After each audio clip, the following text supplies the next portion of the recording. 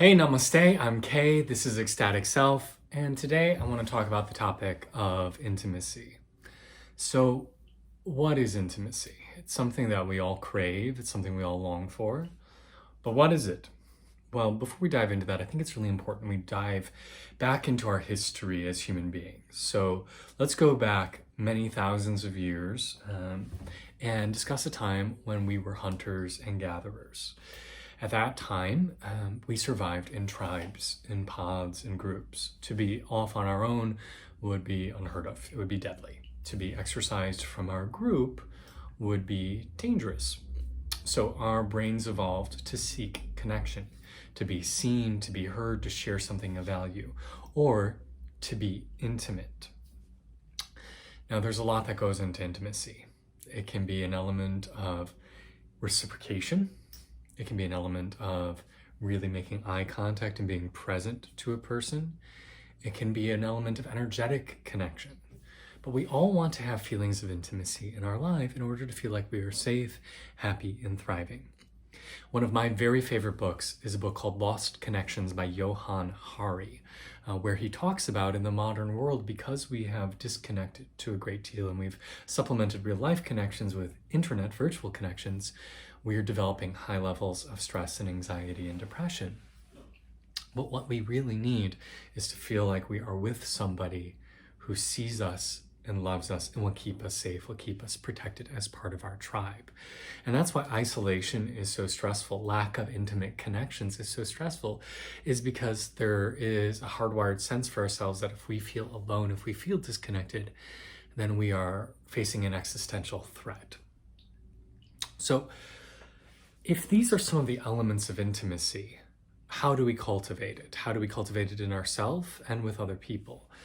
Well, one of the things that's really important if we're going to be intimate with another person is to be intimate with ourselves.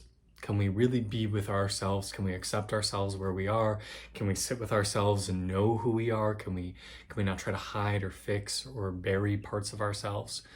Can we just exist in our own skin?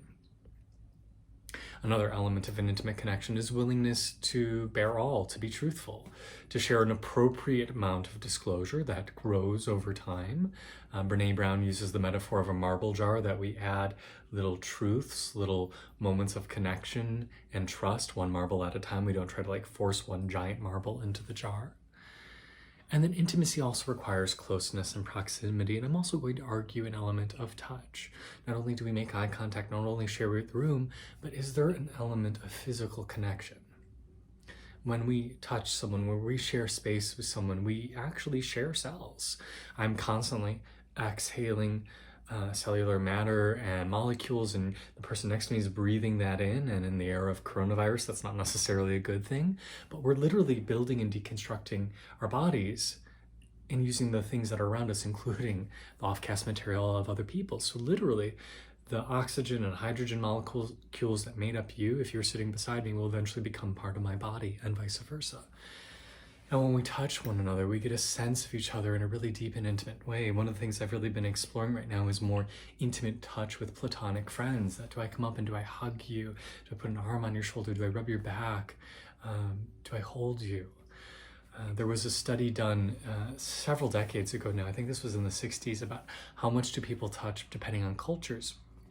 And when they observed, I think, a culture, people at a cafe in Italy and Puerto Rico, the number of instances of touch over the course of an hour-long conversation was 115, 130 something times. When they observed people in the UK and the US, the Americans touched each other exactly twice, and the Britons didn't even touch each other at all. So we aren't intimate enough physically. Now, because we're in deprivation of intimacy, a lot of us try to force intimacy or seek it out through sexual means, which is definitely a very intimate act, but it's possible to have sex without being intimate. And so then we end up fucking or sucking each other, but not really connecting. And then the sex feels disappointing. It feels hollow, like we didn't feel nourished by the experience. And that's not to say you can't have polyamorous or anonymous experiences sexually and not have them be intimate. I've definitely witnessed that myself, where I, not even needing to know someone's name, but feeling like I'm really there with them, really present to the experience, and that it's meaningful and almost feels sacred. So this was my encouragement for us this week. How can we be willing to open up to ourselves and other people to have intimate connections. Now, in order to help us with that further, in my next video, I'm going to go into a little bit more about boundaries, because in order to lower your boundaries, you've got to have strong ones to begin with. So in my next video, I'm going to be giving you a meditation to help you clarify your boundaries and to see if you can make them stronger so that when it's time to lower them and allow somebody in, you're ready. Anyhow, hopefully this is a hopeful thought for today. I'm Kay, this is Ecstatic Self.